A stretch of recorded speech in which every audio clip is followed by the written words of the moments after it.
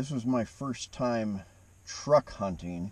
Now, I've been car camping. I always kind of sleep in the car when I go up north, but truck hunting is what I consider those guys, and I used to really look down upon them. There's some real jackasses where they just go back and forth on the highway, and they see an animal 800 yards away, and they'll stop and put their gun on top of their hood and fire from 800 yards away over a river with no way to get them.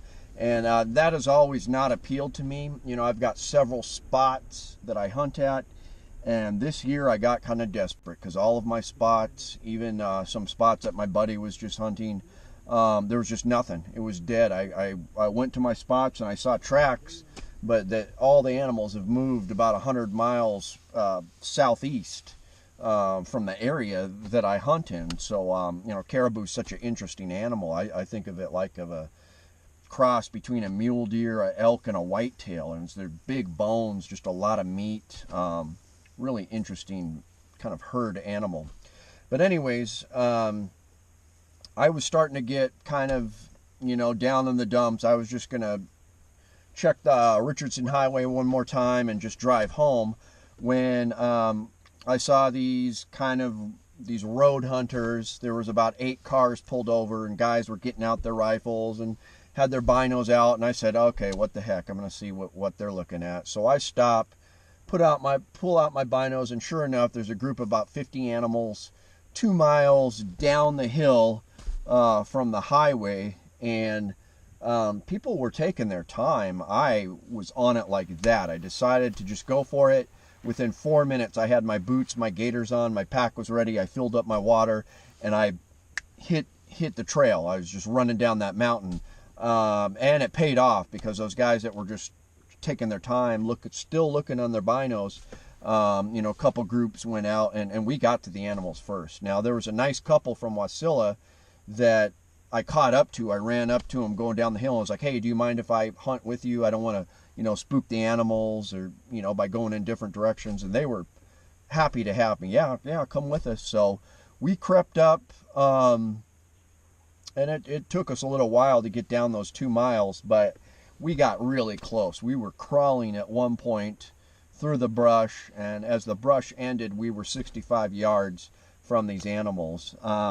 Now, I'm a little disappointed, and it's my fault for not zeroing in my rifle. I'm going to do a video next week on Leopold and what I think of some of their technology, the modern technology. I'm a little disappointed, but I had been knocking around my rifle. I've probably fallen off hills 5 times with that rifle and not resighted it in. It's been all over the state flying around. So I should have resighted in. I think it was off a little. I was breathing really hard, and it was hard to get above the brush. Now, I'm a real big believer in shooting sticks. I'm going to get a new pair. Even military snipers are starting to go with shooting stick systems because it just gets you above the brush and you got a stable platform to shoot on. So I had to shoot resting on my knee first shot, and I didn't get the bull that I was aiming at. I have 2 tags, so I was a little bummed. And the animal I did get was a small cow, but man, the power of the 270 has really impressed me. Now I hit it. The first shot hit the hindquarters, and that 270 140 grade nozzler disintegrated the entire bone, the entire leg. It was literally hanging off a piece of fur. So just the power of the 270, I'm pretty impressed with it. Almost reminds me of a 7 mil. But anyways, then I dispatched my animal, butchered up the animal, and then it was packing it up that hill, and that was grueling. There's nothing better than, I took my time. I went back the next morning to get the rest of it, but man, when you've got 80 pounds of meat and bone and gear on your back and you finally make it to the truck, it's just an awesome feeling. There's no way to describe that feeling. You're just home free.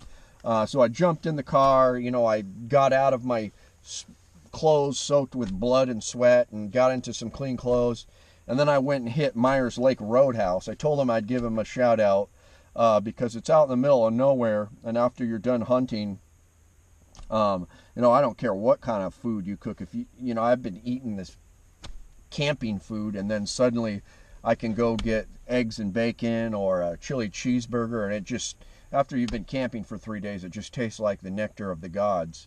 So that was delicious. But yeah, it was just a great hunt. I was really thankful for the gear I had. The one guy I was hunting with I think he just ran off after that caribou and forgot he had his hiking shoes on. He got pretty wet. Those sick gaiters I had with the Zamberlan boots, they're finally broken in. I was so comfortable. I was walking through the swamp, and I'm still bone dry because of those gaiters. So that made a big difference. And I just got my caribou. You know, it's not much meat. I'm still going to try one more time to fill my dad's tag, the proxy tag I got. But, you know, my freezer was empty, so beggars can't be choosers. I'm happy to have some meat, and that's about it. So thanks, guys. Until next time, Chuke, your friend in the field. Outdoor adventure. No!